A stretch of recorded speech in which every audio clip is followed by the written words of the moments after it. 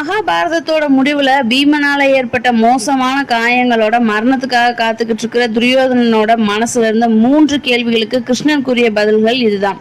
முதல் கேள்வி, அஸ்னாபுரத்தை சுத்தி கோட்டை எழுப்பியிருந்தா என்ன பண்ணிருப்பீங்கன்னு துரியோதனன் கேட்டதுக்கு, குதிரைகளை கொண்டு தகர்க்கிறதுக்கு நகுலனிடம் அறிவுறுத்திருப்பேன். நகுலனுக்கு மலைத்துளிகளுக்கு இடையில் கூட குதிரையை ஓட்டி செல்லும் வலிமை உள்ளது.